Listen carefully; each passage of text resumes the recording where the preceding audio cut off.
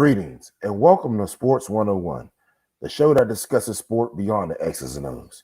Here at Sport 101, we expand our conversations, include the history, past, present, as well as in the making, and we also look at the game from a people, places, and cultural perspective.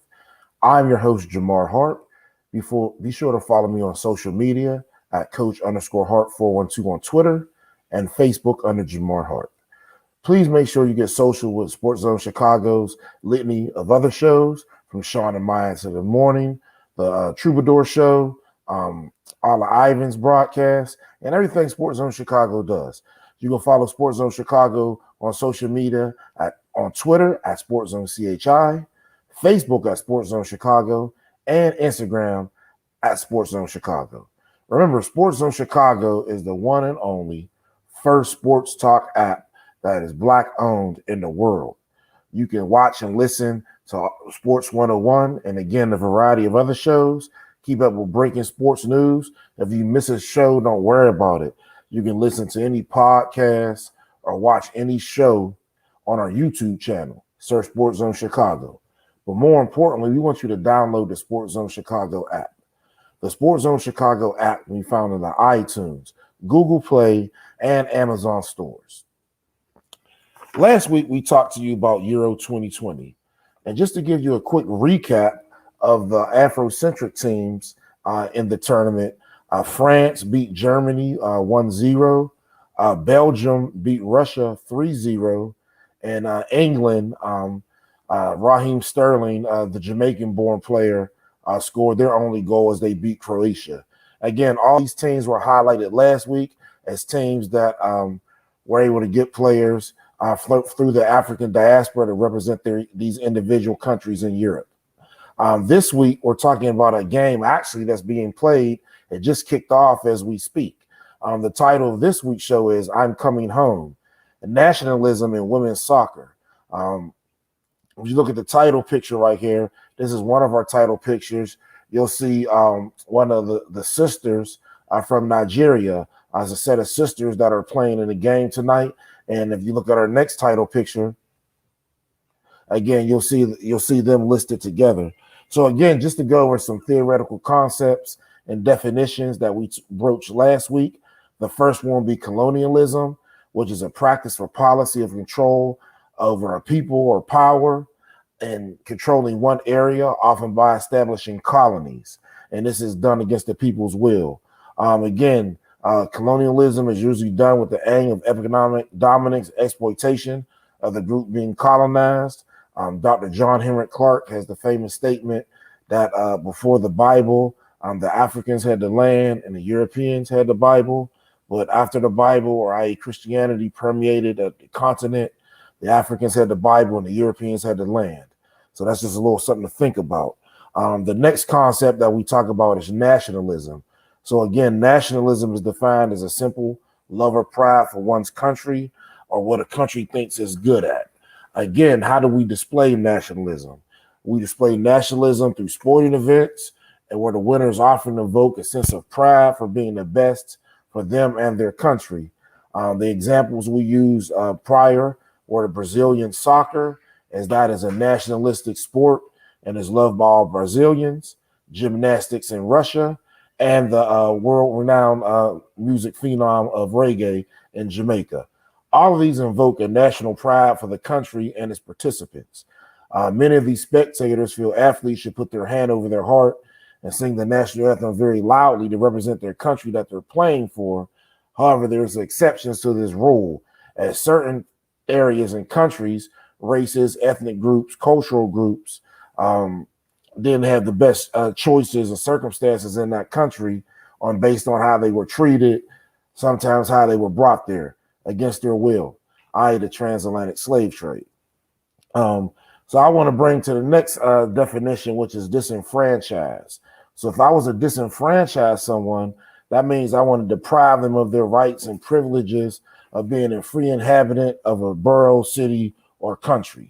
So that means you can live here, but I can't get the same treatment as someone else, akin to the Jim Crow of the rural South in the 1960s. If I apply this term to individuals of African descent, it can apply to a multitude of countries in multiple time periods in world history. Les Bleus, the French national soccer team, deals with this, and the majority of its members of African descent. However, they keep the same culture and customs of their parent country. Why is this? Even though these individuals were born in France, most of them, due to knowledge of their disenfranchisement, they don't look down on their parent country, and they're opposite of what they're supposed to be. They're overtly proud of where they come from, not where they live at. So just to break that down in terms, even if I was born in a European country, but I know my parent country, I know my parent culture, I know my parent language, I do things that demonstrate the culture. I eat the food, I use the vernacular, I keep the customs, I maybe even keep the same religion. These individuals, even though they're playing for the French national team and other countries, still say the characteristics of their parent country. So if you look at this first video right here, this is a classic example of this, and then we'll break it down. Yeah, yeah, yeah, yeah, yeah, yeah, yeah, yeah, yeah, yeah.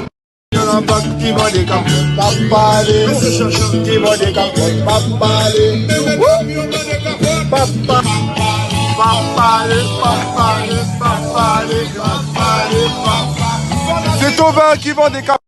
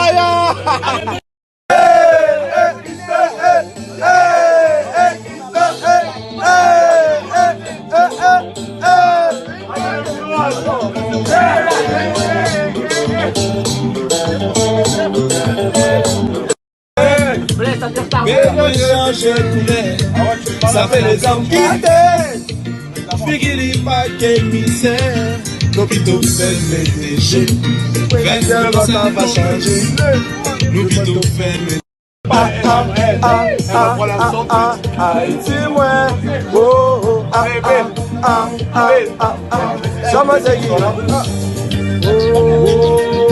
mes amis, mes amis, mes amis.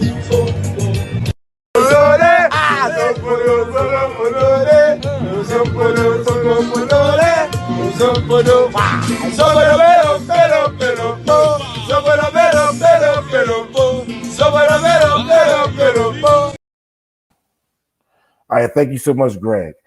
So in that first video, what you saw was the African members of the French national team take over a plane listening to Haitian music.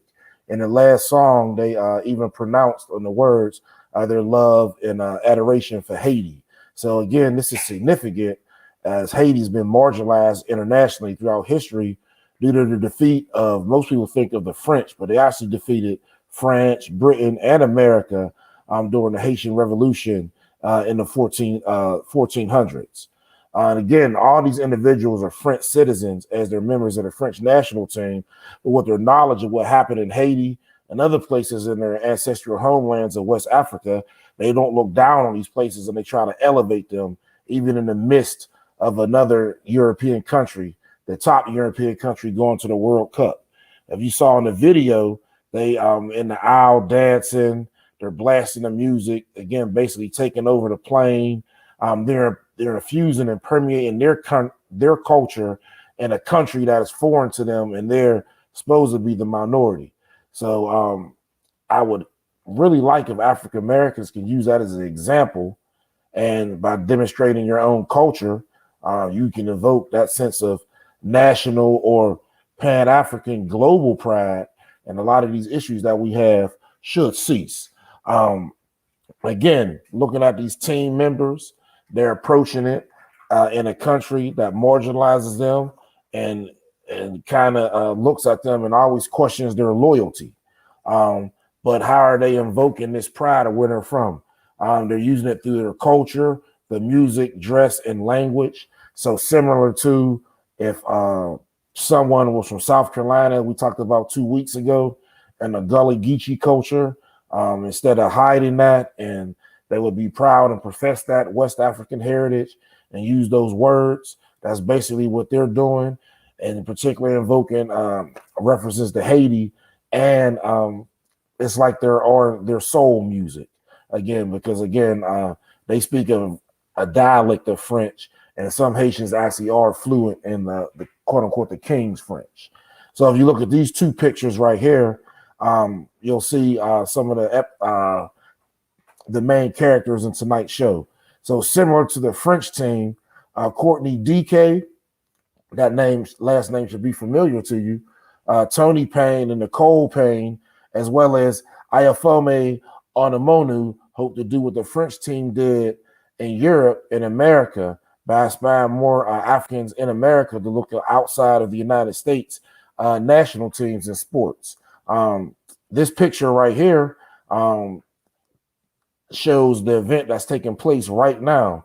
Currently, as we speak, the last game in United States Women's National Team Summer Series kicked off at 8 Central, 9 Eastern Time, as the Nigeria Super Falcons take on, again, the United States Women's National Team. Nigeria head coach Wendy Waldrum right here called in 26 players for this Women's National Team Summer Series. Waldrum, who's currently the head coach at the University of Pittsburgh, was named Nigeria women's head coach in May of 2020. This series marks the Super Falcons' first action since a two-game set in Turkey in February of this year. They had a 1-0 win versus Uzbekistan, and they beat Equatorial Guinea 9-0. The side which they will face tonight, the U.S. features players from across the globe. If you can show this picture right here, they're highlighted by star striker Asiat Oshoala. She plays for Barcelona, and she's fresh off winning the UEFA Women's Champions League and the treble with Barcelona. So basically, she won her club championship, the club tournament, as well as the UEFA Champions League tournament of all the clubs. You can see two of the best Barcelona players in history in this picture. Obviously, she's right there with the great Lionel Messi. Oshoala has experience playing professionally in England for Liverpool as well as Arsenal, and she also played in China for Dalian and is the first African woman to win the UEFA Women's Champions League. She is 26 years old, and she was named the African Women's Footballer of the Year on 4 occasions and was named the British Broadcasting or BBC Women's Footballer of the Year in 2015 after helping Arsenal capture the FA Cup. So now if we can just watch this quick video in here, we can see Ms. Oshoala's skills. I'm walking alone, the streets are empty. The only thing I can see is my own silhouette. I'm getting stronger, step by step. The clock is ticking, but there's no time for regrets. I've been flying from town to town, from London to Taiwan. I've been all around the globe trying to protect your soul. We are heroes tonight. We will fly above the sky. We are heroes tonight. Yeah. We are heroes tonight. We will fly above the sky.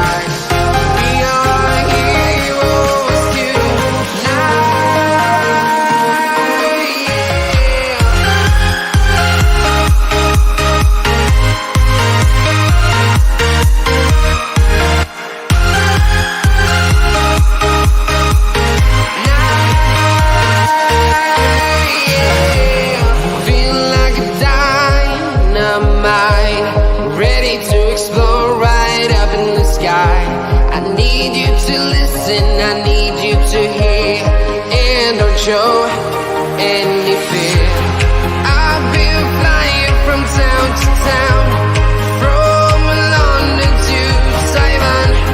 I've been all around the globe trying to protect your soul.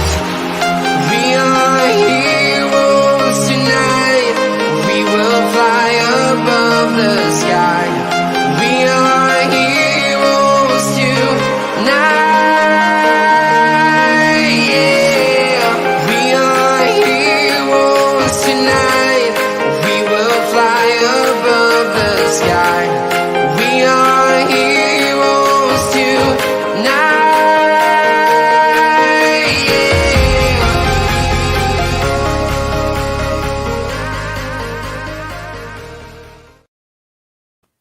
All right, again, so that was Miss Oshiala looking at her skill. So while you're listening to this on your computer or laptop, please tune in to the game.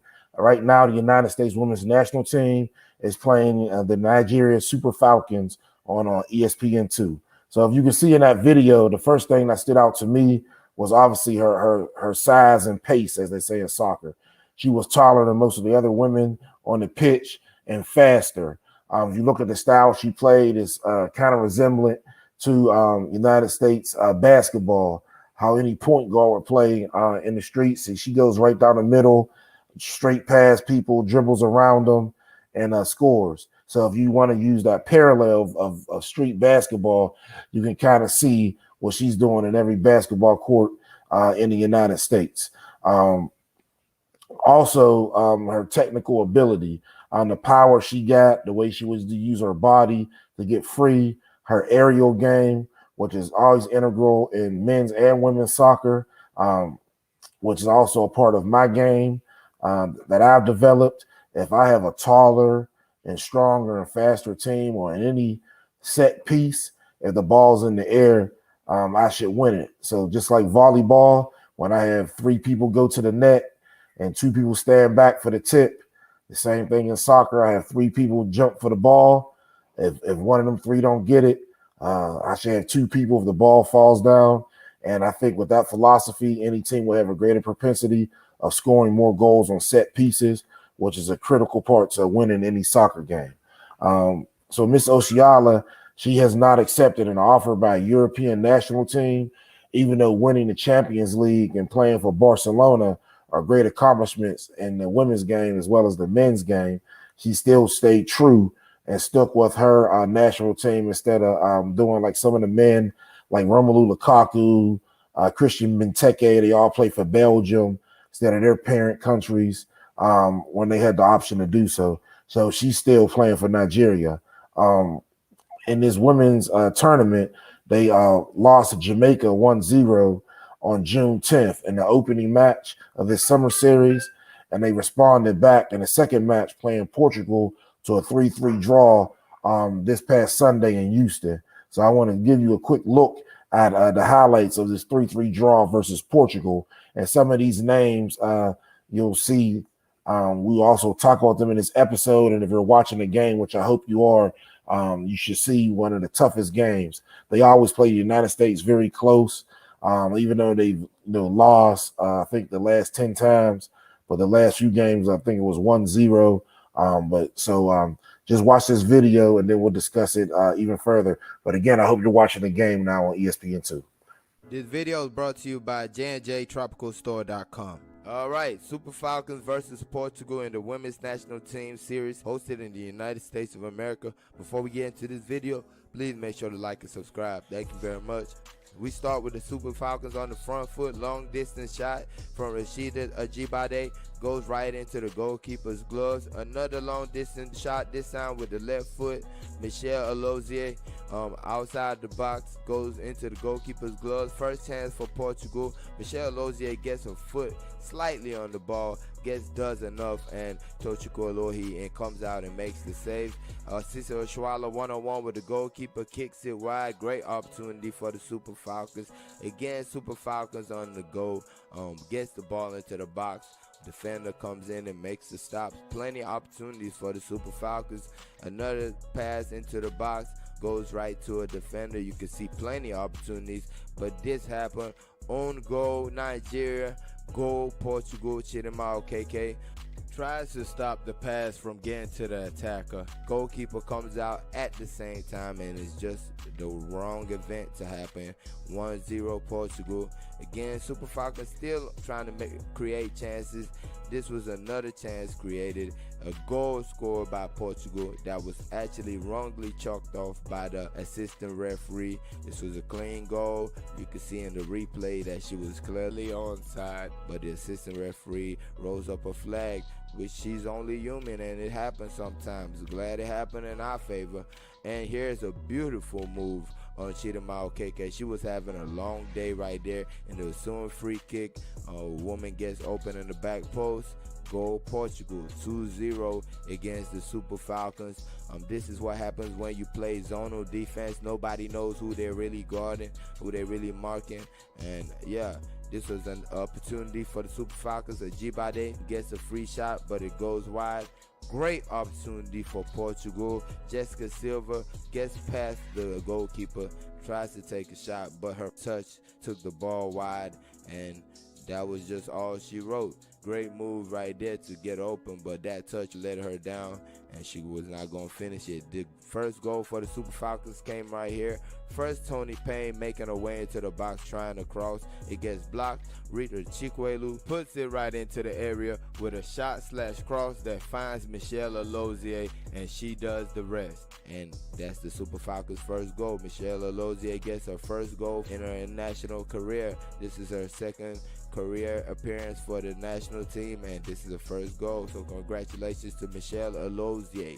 And Super Falcons was still on it, trying to create more opportunities, getting in the box, getting those crosses in. But like just throughout the game so far, the balls were going straight to the Portuguese. Poor mistake by the Super Falcons defender. Gives the ball, just gifts the ball to Portugal, and they made the Super Falcons pay right there. Lineswoman would not raise her flag this time. Nobody saved the day for us, and this was a clean goal. 3-1 Portugal, and it was looking bad at that moment. Still, another chance created. This was a penalty shot. I would show the replay, but there was none. And Super Falcons went back up the pitch. Ajibade crosses the ball into the box, own goal, and Super Falcons are back into the game just like that. From a penalty shout to a goal in our favor. Great pass by Francisco Adega to find Ajibade on the right wing, who puts in a great cross, and the defender does the rest, if we're being honest. Great goal by the Super Falcons though. 3-2. Super Falcons down by a goal. This was an opportunity that looked even easier to score, but it was missed by the Portuguese. And this is Onome B. Got into town just that day, but got injured during the match. Right here, her goalkeeper came out to clear her ball, a ball that she was already clearing, and kicked her. So she had to be substituted. Great opportunity for Portugal after Michelle Alozie just gets done dirty. She first gets the tackle and tries to be over exuberant, and whoop, right there. That's not that was not cool. That was not cool. We cleared the ball anyways. 3-2, and this is another just tough moment for that team. Asiso Oshwala injured. Again, great opportunity created. This time Francisco Adega puts the ball into the box. Ajibade goes for it and almost injures the goalkeeper, if we're being honest. Opportunity for Super Falcons, but it's clear just as fast as we got it. And this was a ball put into the back of the net by the Portuguese, but it was rightly chalked off for offside this time. It's clearly seen as an offside, and score remains 3-2 in favor of Portugal. And this was a great attempt by Ajibade. Goes off the crossbar. Nice strike with her left foot. Looked like the goalkeeper probably would have had it covered, but still a beautiful strike that went into the crossbar. Nice strike by Ajibade. And this was the goal by the Super Falcons. Tony Payne makes her way in the box, finds Rashida Ajibade, who just chucks it into the net. 3-3. Nice move right there. Gift Monday wins the ball. Tony Payne makes the pass. Rashida Ajibade makes the finish. Great move by the Super Falcons. Great fighting spirit shown throughout the match. Wasn't their best match, but they made a way to come back into the game and actually got a draw at the end. So congratulations to the Super Falcons. Thank y'all for watching. Peace.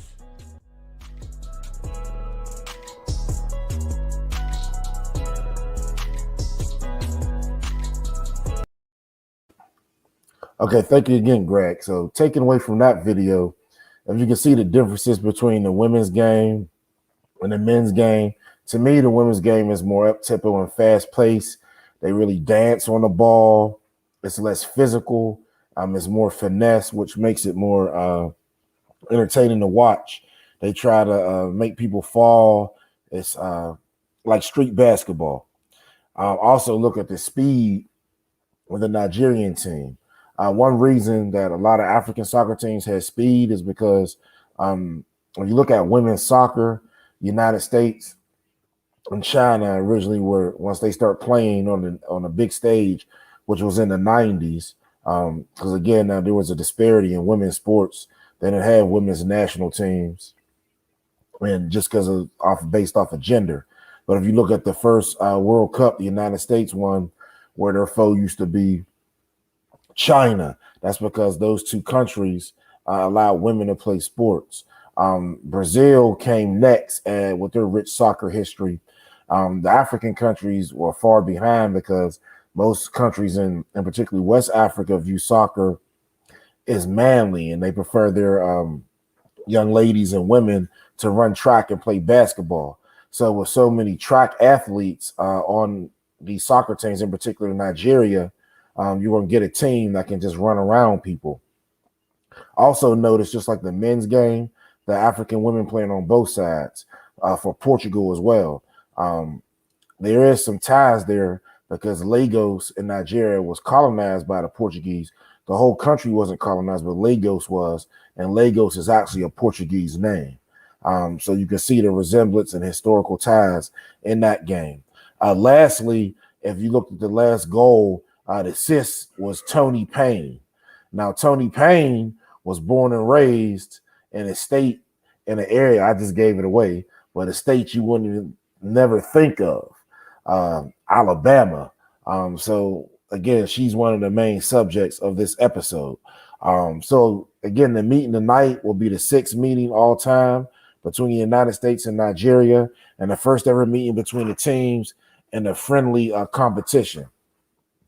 The last 5 times they met were all out world championship events.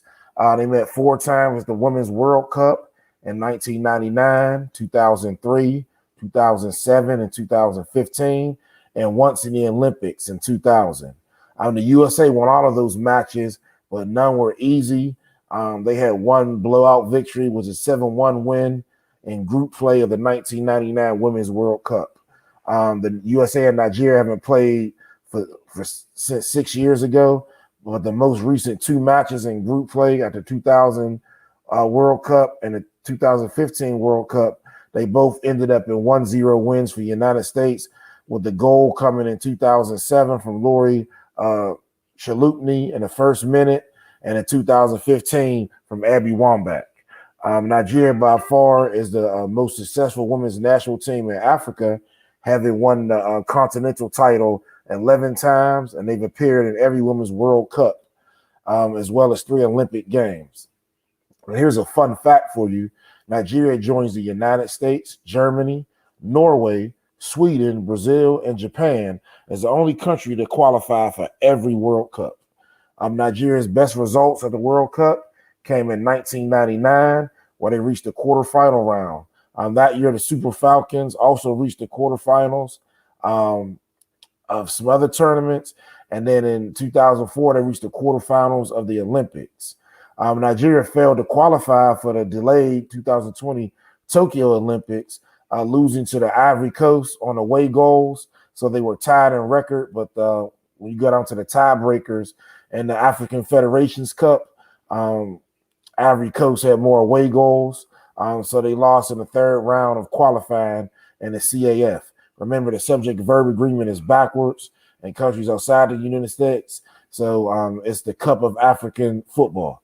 Zambia this year will be representing Africa, or the CAF, in the Olympics, which will be held in Japan. Nigeria has also seen some success at the youth level on the internationally, finishing runner-up at both the 2010 and 2014 under 20 FIFA Women's World Cups. Again, they had a lot of success at the under 20 World Cup, but if they were able to keep their players to play for Nigeria instead of to go play for European countries, that success will continue to the women's national team. In 2014, Nigeria fell to Germany 1-0 in extra time in the championship game, and Osceola collected the Golden Ball and Golden Boot honors as the top player and top scorer of the World Cup. So she's like the female Ronaldo per se, and she plays for Nigeria. So let's chew on that for a little bit, take a few minutes to watch the game. Remember, the United States is playing in Nigeria on ESPN2. We're going to take a quick break, and Sports 101 will be right back.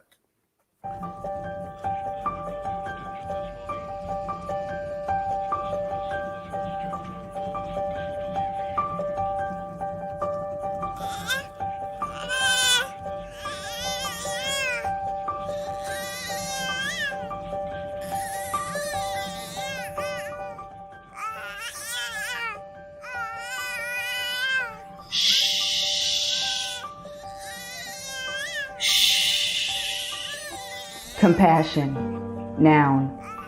Sympathetic pity and concern for the sufferings or misfortunes of others. We're all born with it. It's in us. Don't believe me? When you hear a baby cry, something pulls at you. You want to ease that pain. You want to soothe that hurt. No one had to teach you that. It's called compassion, and it's in you. However, at some point you turned it off when it came to me. Me.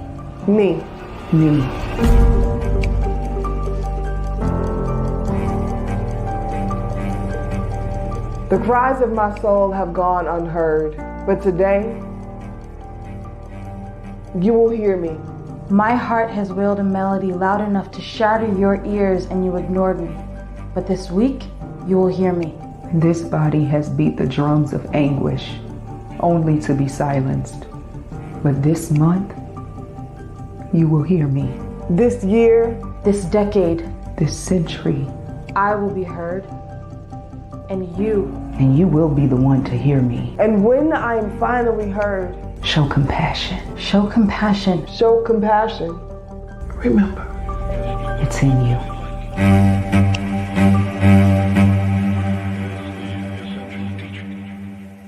But that is a very profound element.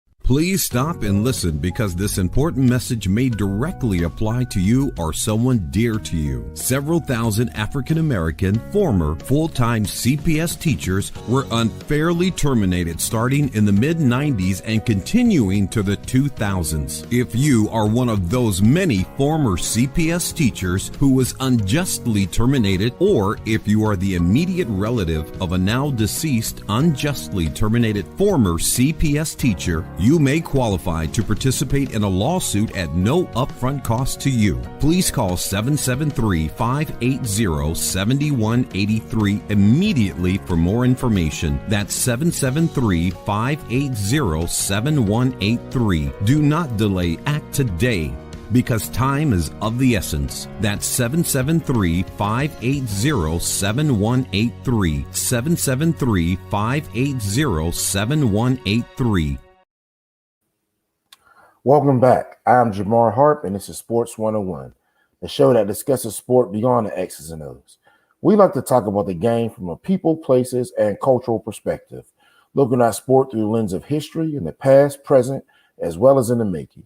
Again, make sure you get social with Sports 101 and a litany of other shows on SportsZone Chicago, the world's only Black-owned sports podcast app. You can follow SportsZone Chicago on Twitter at SportsZone CHI, Facebook at SportsZone Chicago, and Instagram at SportsZone Chicago. Subscribe to our YouTube channel, search SportsZone Chicago, but more importantly, download the SportsZone Chicago app. The SportsZone Chicago app can be found in the iTunes, Google Play, and Amazon stores. So again, before we start, I hope everyone is watching the United States women's national team and Nigeria on TV right now, as they are the topic of this discussion. If you look at moving forward, I'd like to talk about Courtney DK. Now, Courtney DK is one of the players that we're going to discuss, and she's a member of the Nigeria women's national team. Why did I say the name? She sounds familiar. She's in a picture right here with her brother Bright DK. Bright also played professional soccer, and he plays for the Nigerian men's team. He recently tore his Achilles, so he's out. But again, Bright DK is a staunch member of the Nigerian men's national team. Why is that important? Their youngest brother, Daryl DK, he bucked family tradition and plays for the United States men's national team. Again, you see a trend of athletes who can play for multiple nations. Majority of times they choose their parent country in Africa, but it's in particularly with the women almost always choose their parent country in Africa, and besides their current country. And we're going to delve into why throughout the remainder of this episode. One of the factors that I have been able to narrow down is pay. Pay scale is not equal in professional sports for men and women. So therefore, the women aren't held to certain standards by corporate sponsors or individuals looking to silence them in order to sell or market a product.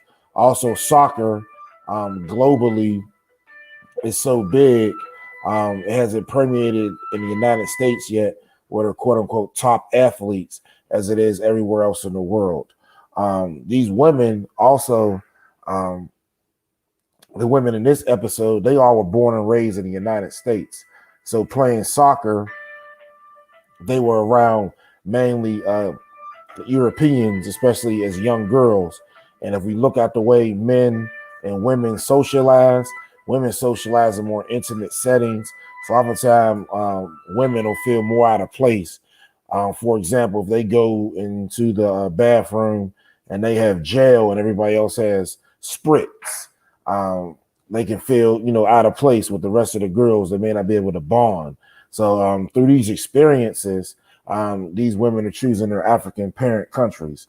So Miss DK, she was born on February 3rd of 1995. Again, she's a daughter of Vincent and Jacinta DK, who were both born and raised in Nigeria and matriculated to the United States. She has two brothers, Bright and Daryl. Bright chose to play for Nigeria, and Daryl plays for the United States. And she also has two older sisters, Kimberly and Brittany. Now, this picture right here shows where the DKs grew up. The DKs were born and raised in Edmond, Oklahoma. So think of this. You got some people born in Oklahoma, which most people consider, a pretty white state. And they have such a strong cultural identity that two of the siblings decide to play for their parent country, and the youngest plays for the United States. And this is all while growing up in Oklahoma, and not Oklahoma City or a big city in Oklahoma, Edmond, Oklahoma. Courtney, she starred for OFC, which was a club team in 95, and helped lead the club to 5 Oklahoma State semifinal appearances. In 2012, she was a member of OFC 94. That was another traveling squad. Think of it as like AAU. And that squad won the Oklahoma State Championship, and she scored 6 goals in the Region 3 tournament to help the team reach the semifinals. She recorded 94 goals and 32 assists in her Edmond North high school career. Edmond North was her high school team. She was the 2-time Gatorade Oklahoma Player of the Year finalist in 2012 and 2014. She was 4-time All-Conference and an All-District performer, and she led her high school to the 6A state championship in 2010 as well as 2011. She recorded the game-winning goal in the 2010 title game and notched 2 goals and an assist in the 2011 state championship. She also helped her high school to a state runner-up in 2012 and in 2013. She all total, she netted 20 goals and collected 9 assists as a senior. She was named the 2013 All-City Player of the Year by the Oklahoman, and she racked up 24 goals and 14 assists her junior year. After earning All-City Player honors as a sophomore again, she had 28 goals, so she was always scoring.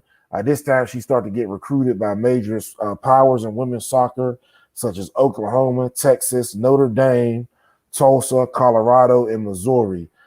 She didn't really want to go to Duke. I don't know why. Duke is always a good team, but we have another person in this episode who played at Duke. In 2015, she started 19 games in college, and she was named to the All Big 12 second team for the 3rd time, becoming only one of 7 players in Oklahoma State history. She eventually stayed home with the Oklahoma State. She was all-region 3rd team for 2 years in a row, and she ranked 3rd in the Big 12 with 7 assists. It was in the top 10 in the Big 12 in goals, points, and shots. She had a goal and assist and against number 5 Florida in the overtime loss, and she recorded assists and wins over Arizona State and Oral Roberts. She had a pair of goals against Drake, who's also a formidable power in women's soccer out of Iowa.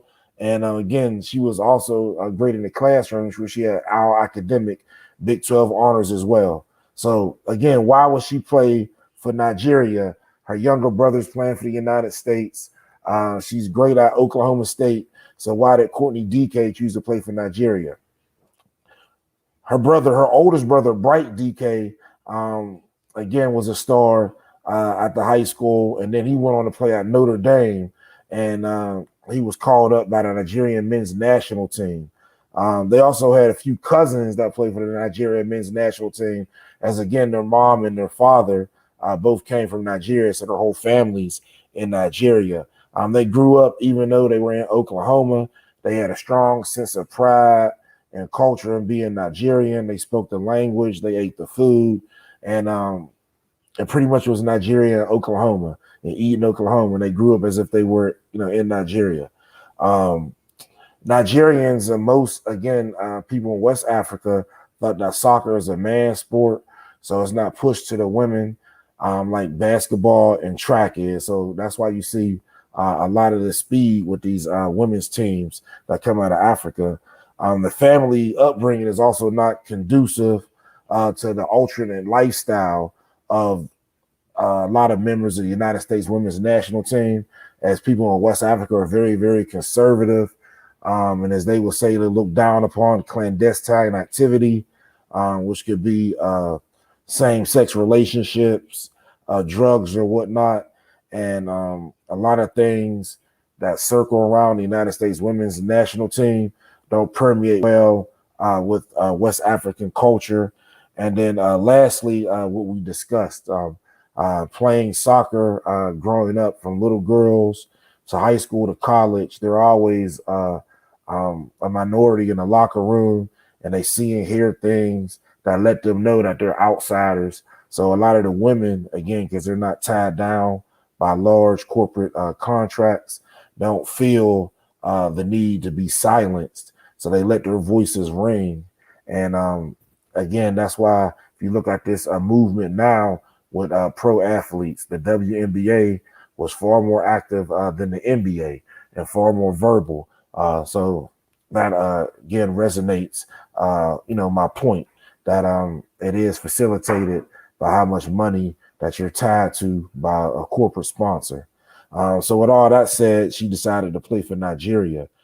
So she got a call early on, and she first joined the Nigerian under-20 team. So the rules stipulate that you can play for multiple teams, but you have to be capped, and that's the country you play for. So cap means getting in the game with the men's senior team. or women's senior team. And so even though playing for Nigeria under 20 team, just like the United States courts, the Mexican Americans that sometimes play for Mexico or the United States, they're also now beginning to court the Africans that grew up in America that may play for their parent country, as we see more and more people, in particular the women, choose to play for their parent countries. Yet these women, again, being in these intimate settings, seeing how people talk, they realize that they're not part. So they decide again to play for their parent country. So after she got the call for the under 20 team, she became one of the top goal scorers and is a staple for the women's team now. The next young lady I want to talk about is Ifeoma Onumonu. All right. So if we look at this video right here, you're going to see the prowess of Ifeoma Onumonu. This video is brought to you by JandJTropicalStore.com. All right, super.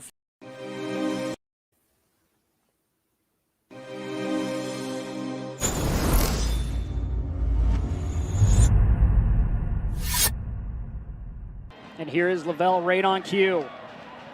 Plays it out wide, looking for Rapinoe. With that left, and that one takes a ricochet off the post and covered up by Haracic. Great attempt there by Rapinoe, but just could not sneak it through the inside post.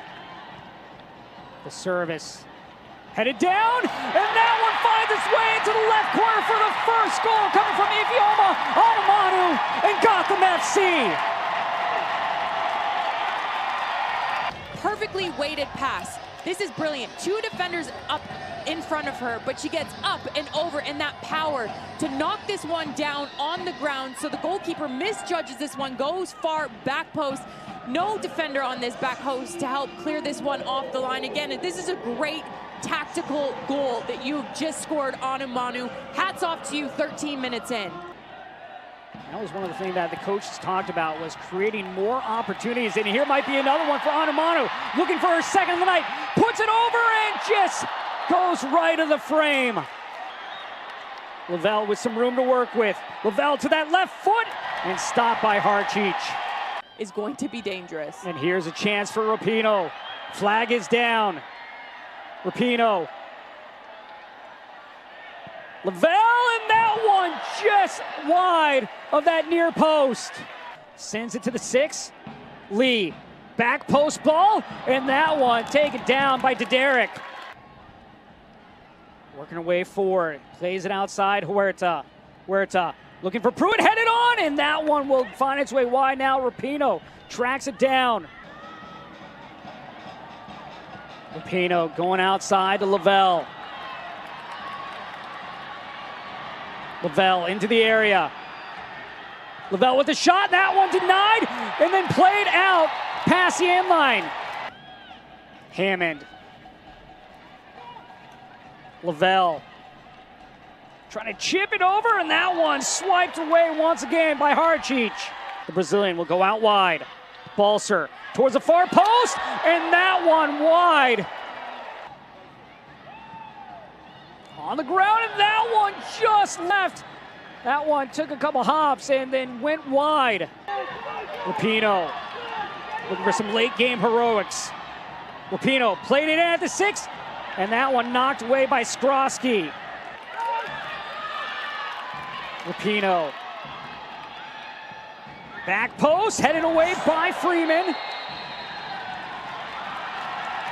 Rapinoe once again looking across that to Balser, but Freeman in the perfect position. And Freeman all over the pitch tonight as well, getting stuck into tackles, stepping off this back line. A great defensive shift from Gotham here tonight. Coming down to the midfield as well with Cujo Long, and when McCall Zerboni came in, they've dominated this game defensively. All right, thank you, Greg. So Onumonu is a Nigerian football player who plays for the New Jersey, New York Gotham FC and the National Women's Soccer League. That's the pro league that was started in the United States after the success of the women's national team on the international level. She previously played for Reign FC, the Portland Thorns, and the Boston Breakers. Again, all teams in the National Women's Soccer League. In college, she played at Cal Berkeley, and in high school at Los Osos High School. Again, Anumanu was just like DK. She was born and raised in the United States to Nigerian parents and decided to play for Nigeria instead of the United States. So Anumanu was born in 1994 in Rancho Cucamonga, California, and she attended Los Osos High School and Cal Berkeley for her collegiate studies. In high school, she led her team in goals her last 2 seasons, and she was a prep sports all-valley selection. She got at Los Osos to a 14-0-1 record. They were ranked number 8 nationally in the Powerade Fab 50 national rankings. She was also excelled in track. Again, track and basketball is pushed in a lot of West African homes to the girls, and she was ranked 3rd in the state of California in the 300 hurdles and 5th in her team. Her 4x1 team was ranked 5th in the whole state of California. Professionally, after she left Cal Berkeley, she played for Arsenal in England and helped guide them to an elite club National League title and her first appearance for Arsenal in the tournament. She also was named to the Timicola All-Event team for this national tournament. Some of her college highlights, she was All-Pac first team in 2012 and 2016. 3rd team in 2013, all Pac-12 first team again, 2012 and 16, all Pac-12 second team in 2013. She was the Pac-12 freshman of the year in 2012. She was academic honorable mention in 13, 14, and 16. And she was Soccer America all freshman first team. And she was on a 2013 Mac Herman watch list for the best women's soccer players in the United States.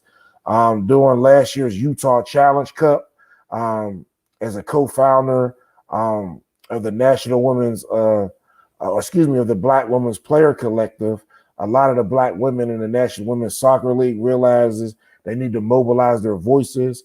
Again, often being told or being silenced or doing it to acquiesce or fit in, being grown.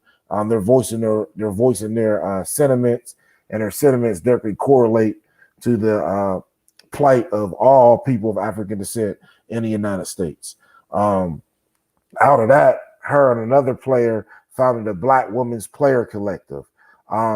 Here's a quote by Amawanu who says, "A lot of the times after their first meeting, she realized she used to censor herself and make sure people around her felt comfortable, but then doesn't do her any justice, and it didn't do any justice of other players in the room," said Omomanu, who again is the co-founder. So BWPC has been an instrumental organization in providing a safe space for Black women and the National Women's Soccer League, and also serves as a tool for amplifying their voices in community service and activism. She was stated as also saying there are 6 Black women on her team, and that's considered a lot, says Omanamanu. On other teams, there are only 1 or maybe 2, so it's very hard to have a voice when you're such a small minority. So again, these women were proactive, and they formed an organization that's a true agent for change. So why does she play for Nigeria? Today is actually her first call-up for the Nigerian national team.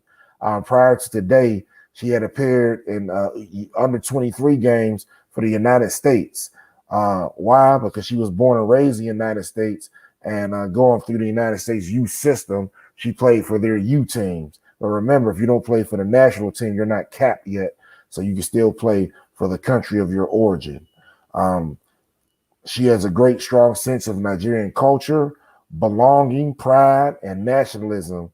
And they was all factors, again, in choosing to play for Nigeria instead of the United States, because she's never played in Nigeria's football system until today. Oftentimes, these United States women's soccer feels inclusive to African women who have been marginalized throughout their time in the United States women's soccer pyramid. They often, again, have to hold their tongue to things that are said and acquiesce to fit in to make the team. So as adults and grown women, they don't feel the need to do that. So again, most of them play for their parent countries and tonight's episode, that parent country happens to be Nigeria. Our next individuals we're going to talk about are Nicole and Tony Payne. So remember the first video, Tony Payne was the woman that got the assist for the tying goal against Portugal. Tony Payne was born on April 22nd in 1995, and she's an American-born football player who was a forward for the Spanish juggernaut in the Premier Division, Sevilla, and also for the Nigerian women's national team. You can play this video right now and get a glimpse of Tony Payne.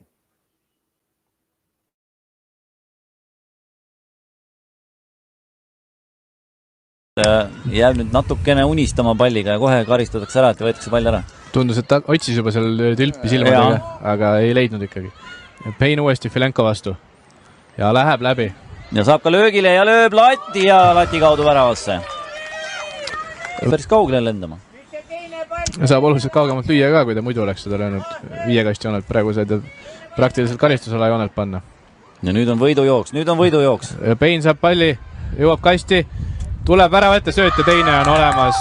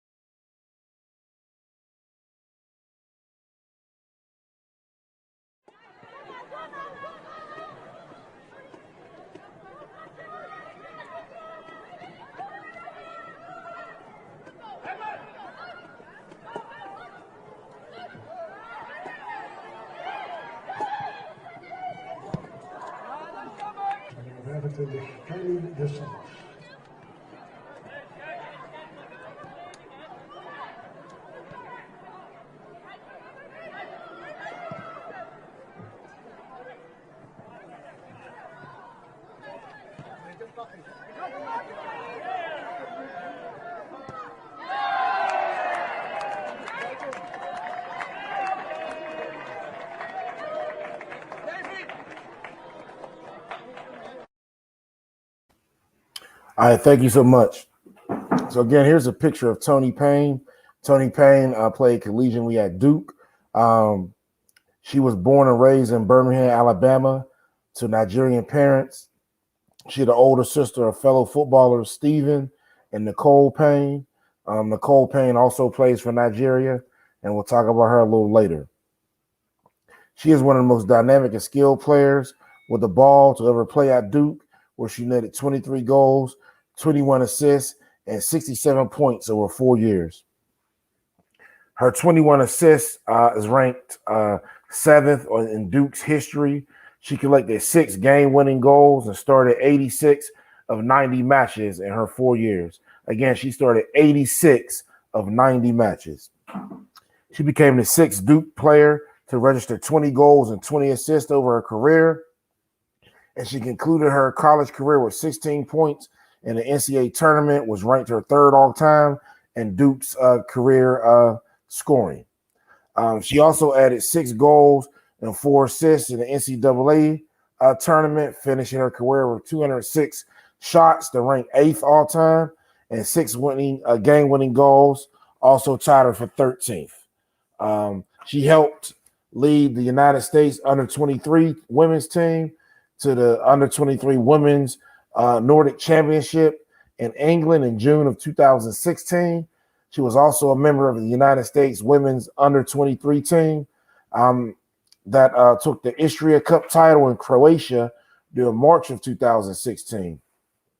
She trained with the United States under-20 women's national team in May of 2014. That's her first start with the United States. She had traveled to Sweden prior to the summer of 2013, but really didn't get that much, involvement. So she attended the United States under-20 training camp in February, August in 2013. And again, that's where she got her first opportunity, but she really didn't start playing until 2014.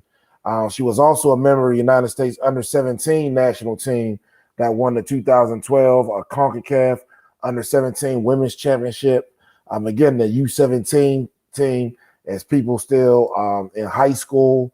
So when I said the under-20 team, that's when they really start to look at you for national play and other countries come at you. So under-17, she was in the system, but not quote-unquote in the system.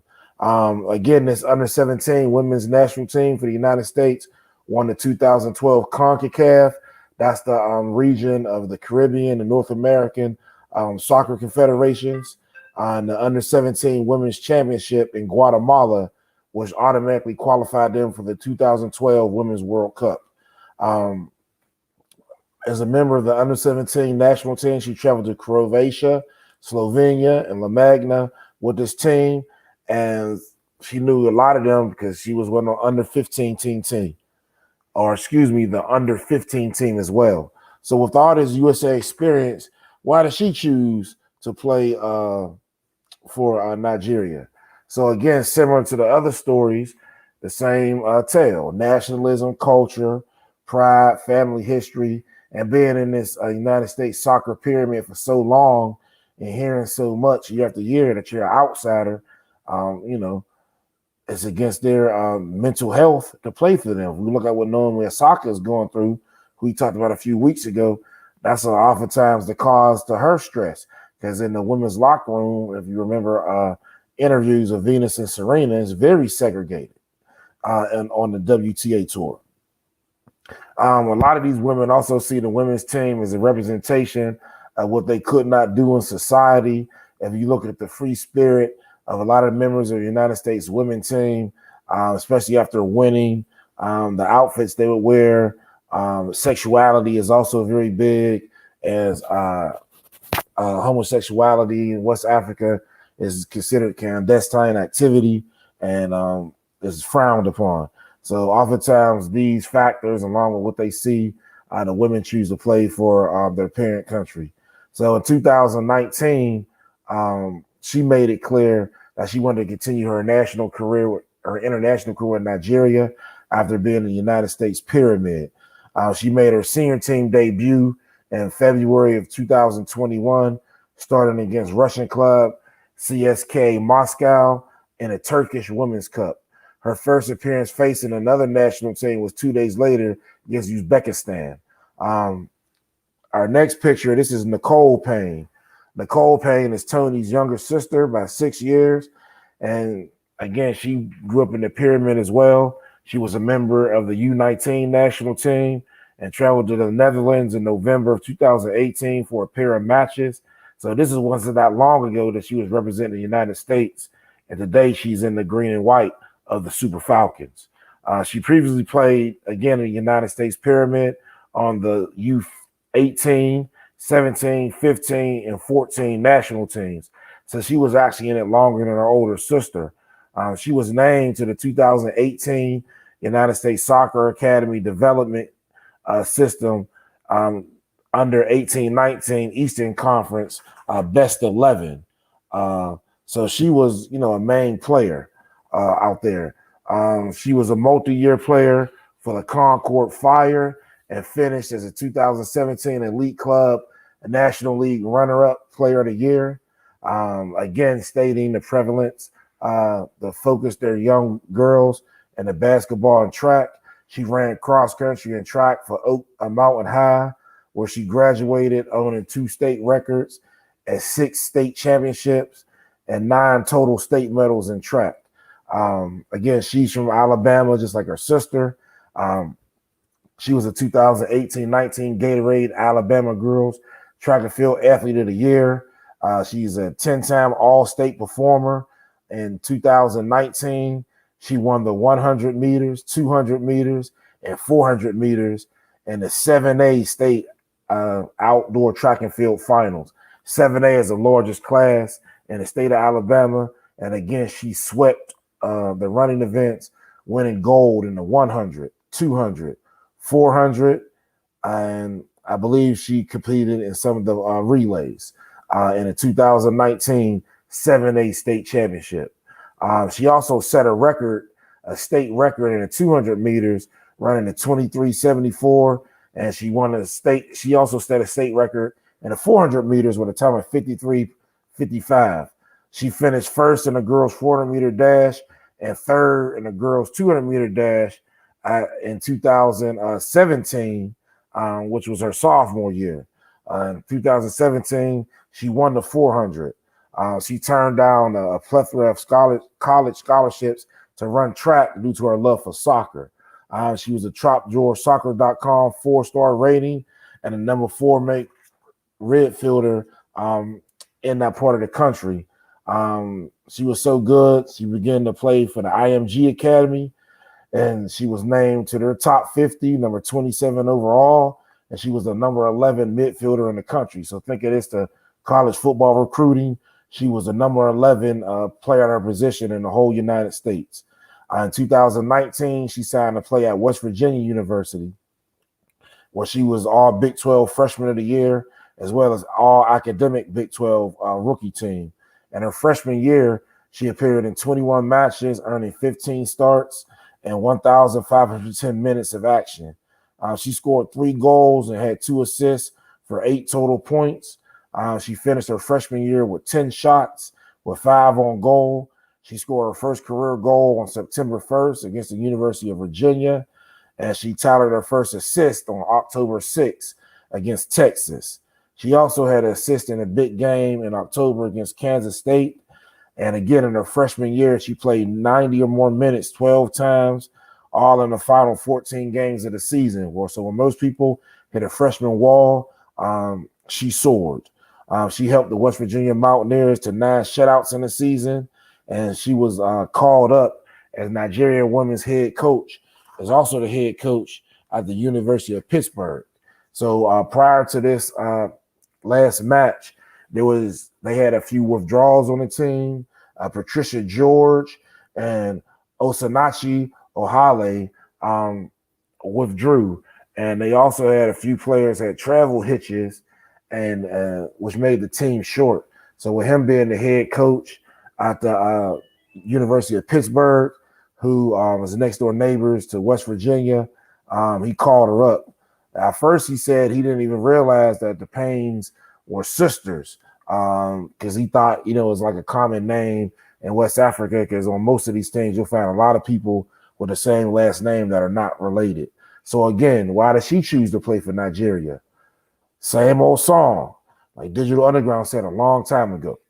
Similar to the other athletes, culture, pride, and nationalism, and serving a bigger purpose or something more to yourself, permeates in West African culture. And these individuals, although they grew up in multiple locations within the continental United States, in their household, all they exuded was West African culture.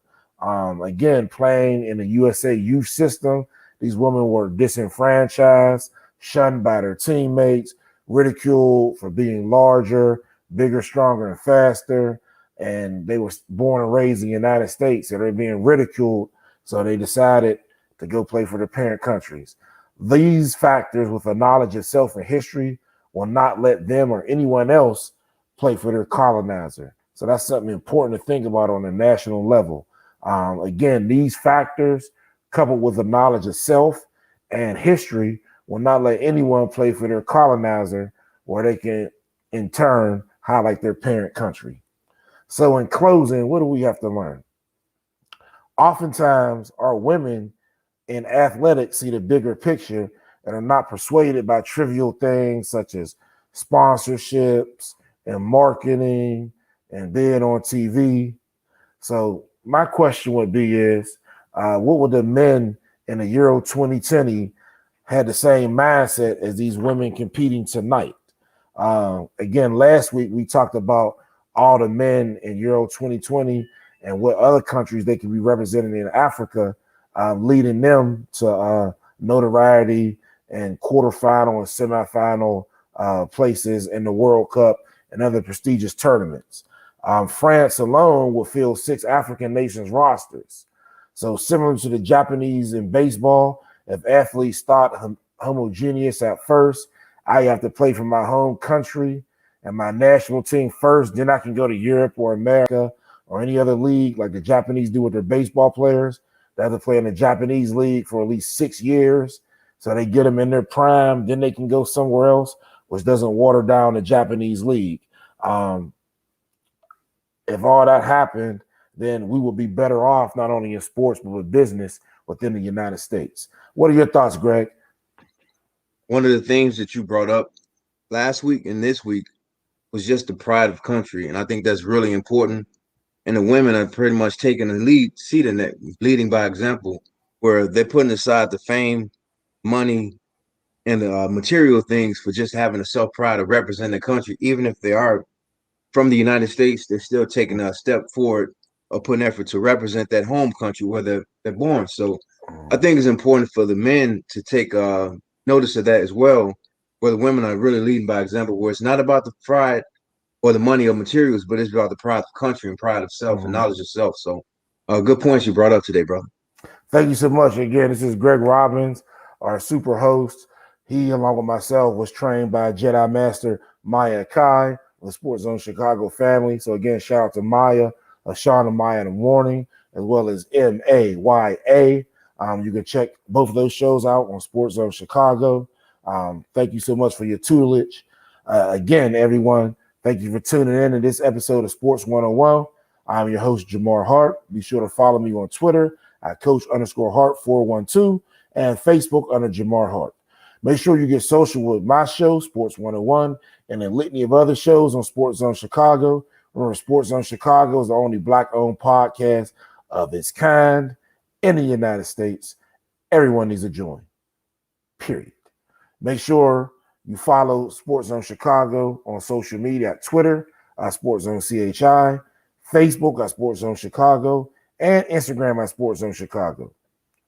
Subscribe to the YouTube channel, search SportsZone Chicago, but most importantly, download the SportsZone Chicago app. The SportsZone Chicago app can be found in the iTunes, Google Play, and Amazon stores.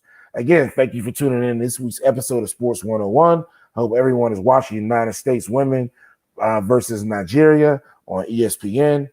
Please tune in next week at our normal scheduled time, Wednesdays, 8 p.m. Central, 9 p.m. Eastern. Again, I am Jamar Harp. Please subscribe to Sports 101 and SportsZone Chicago on YouTube and download the app. Thank you for coming out, and I'll see you next week. And I'm gone.